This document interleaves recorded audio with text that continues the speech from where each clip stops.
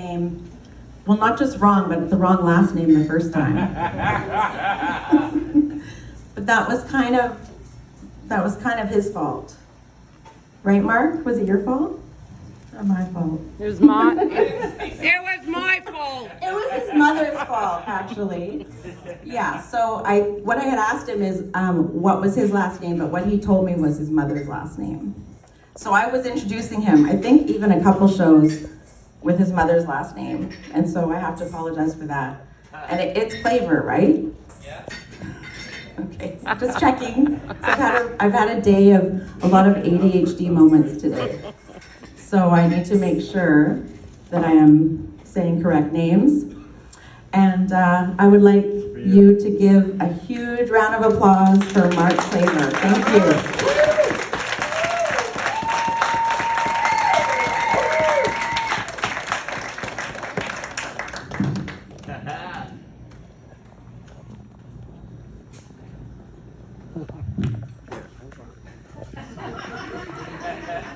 It's a good start. You missed. Seems to run off some sort of electricity.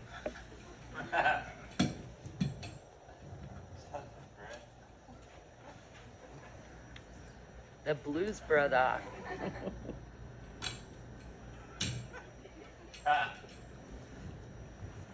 All right, I'm back. I've been watching a lot of shows lately, and don't you love a good show where you can get a message from it? And the most recent one I had is, it has a message that I really love. I have no enemies. And I've been thinking about that a lot. I was like, yeah, I really have no enemies. Then I come back to town here, and I'm like, oh shit, I went to high school. I have some enemies here. Mark Claver has some enemies in Gibsons. Mark Kaladesh has none. So that is why I gave her a fake name.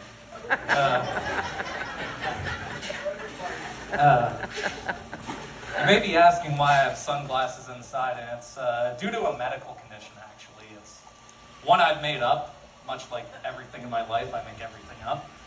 And I have what I call RCE, resting creeper eyes. It's not something you want looking at you.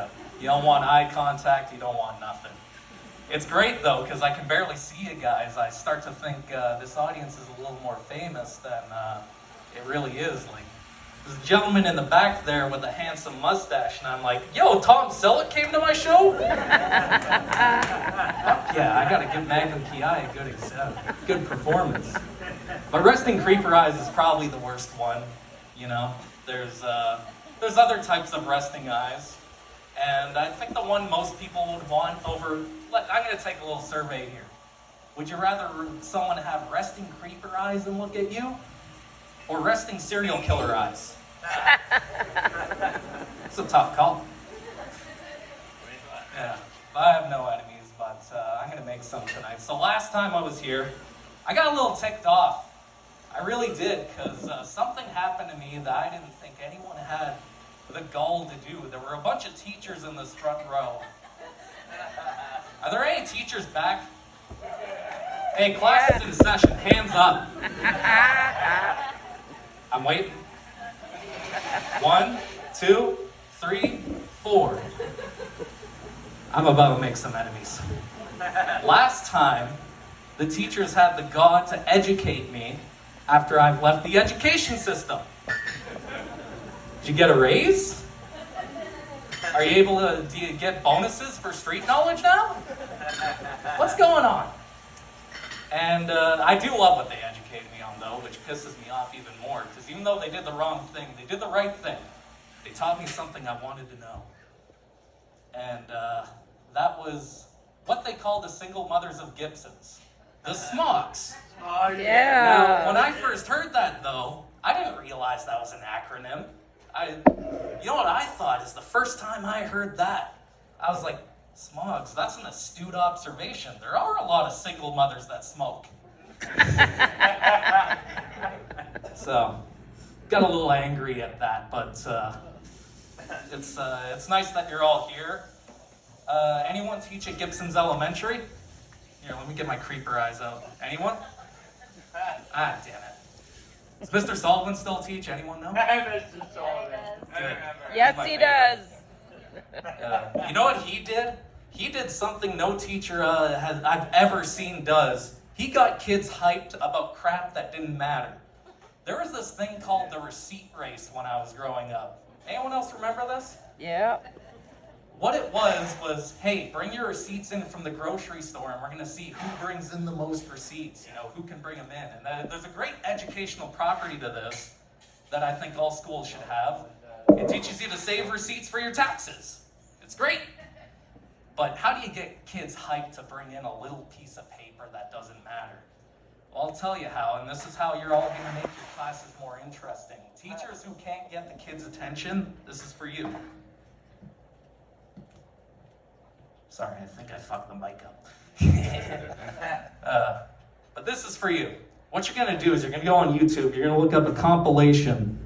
Just look up WWE stars mouthing each other off.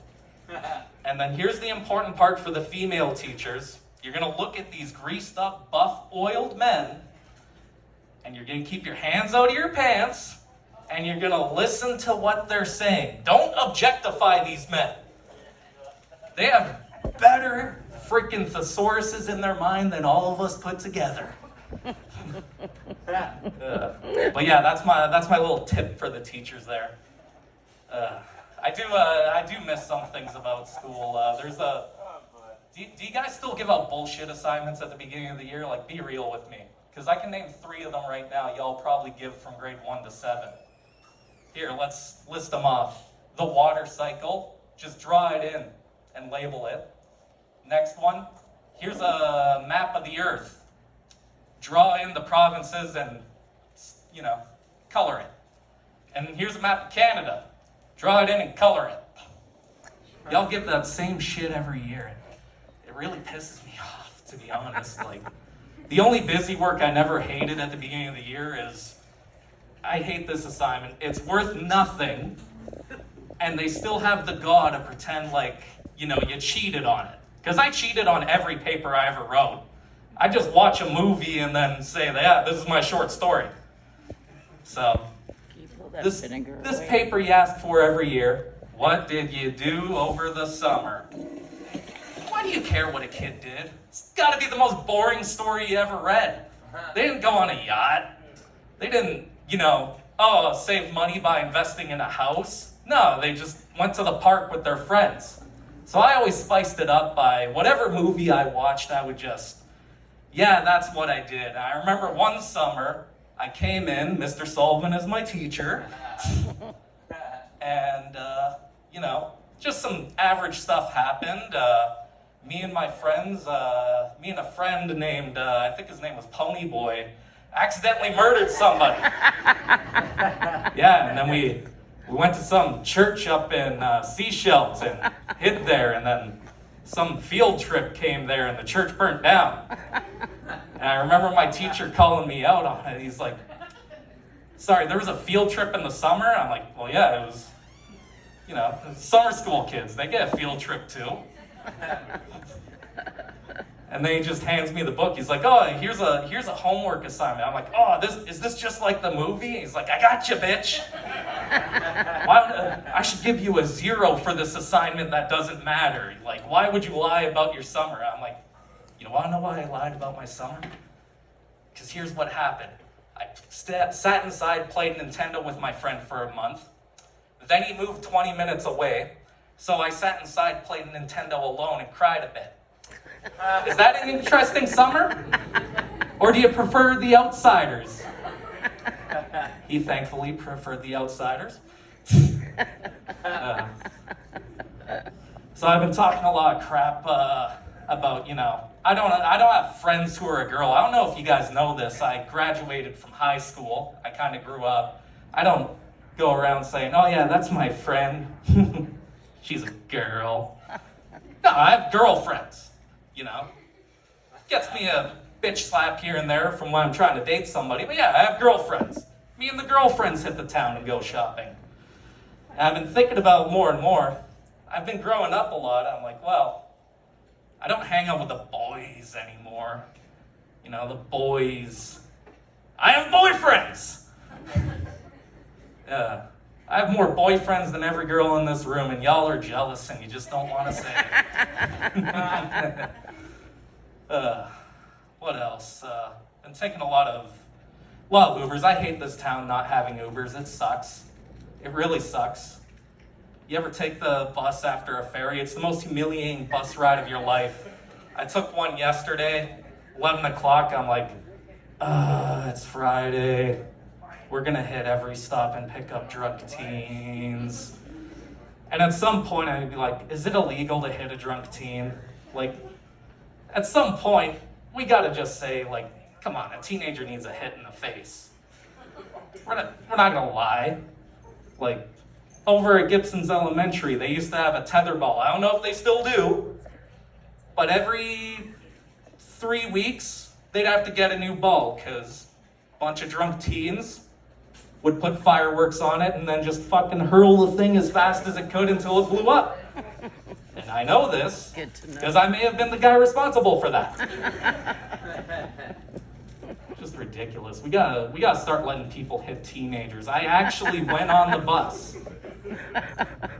This kid sits down with his Beats by Dr. Dre, blasting all his music with a bunch of hate words in them. I'm not gonna say them because I don't like saying hate words. But you can just, whatever you think's the worst word, just put that in there. Now, he has headphones. You'd think they'd go on his head. No, he just has them around his neck, up here, blasting it as loud as he can, like a speaker. I'm like, all right, somebody's got to say. I'm like, hey, buddy. He's like, what? Like, you have the device there, so this isn't a problem. Put it on your head. And that's when he starts getting in my face, shoving me. I'm like, fucking laws. Fucking laws. Just let me hit him. Just come on. I'm looking at the bus driver. I'm like, give me the okay, man. Give me the okay. I'll throw him out the next stop. You don't even have to stop. Just open the door. I'll throw him out. Come on, buddy. Living in an apartment's great in the city. I live with probably the worst roommate ever, or you could have. My older brother. Which has caused, look, we're brothers. It's gonna sound like domestic abuse. It's love abuse. It's different. Trust me. Trust me, he's different. He's not like the other guys. Yeah, his name is John. Yeah. But we've never once gotten a noise complaint until a few months ago. My last neighbor, fantastic. We had a Cold War pact.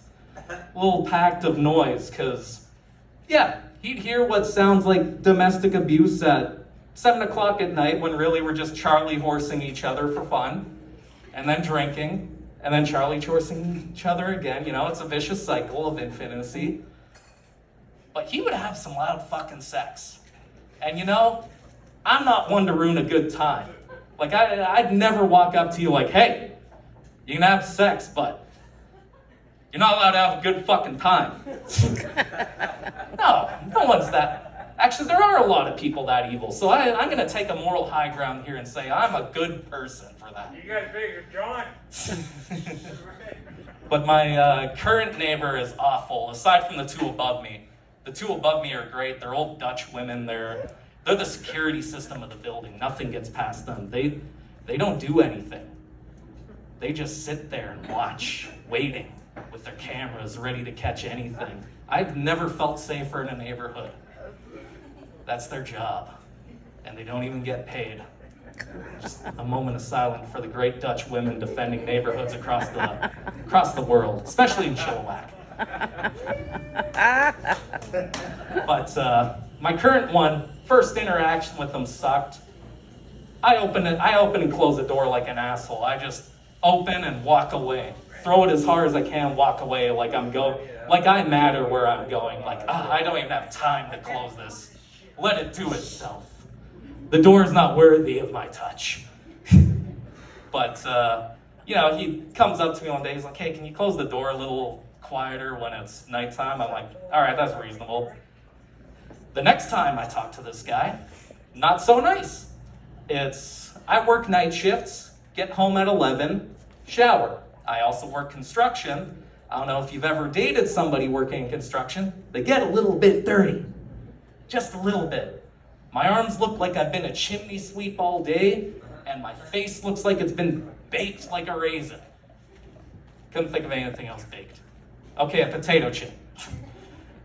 So I'm starting the shower. Guy comes knocking on my door. He's like, dude, do you just have to shower this late? I'm like, sorry, who the fuck are you to tell someone when to shower?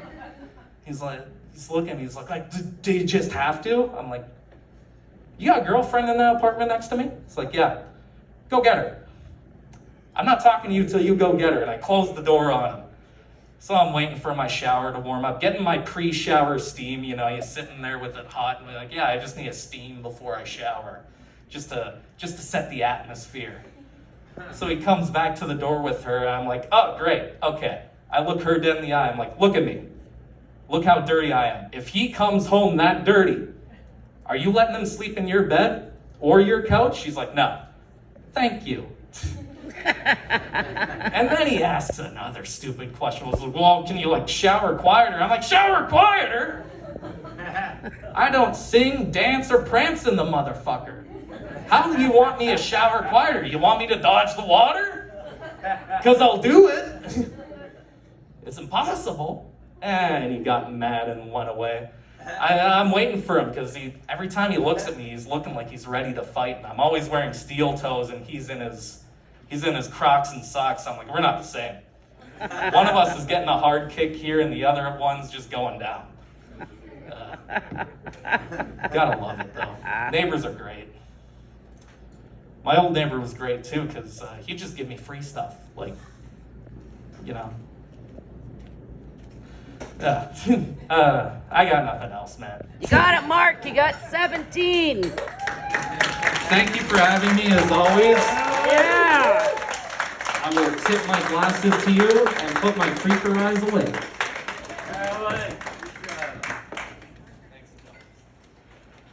Thank you,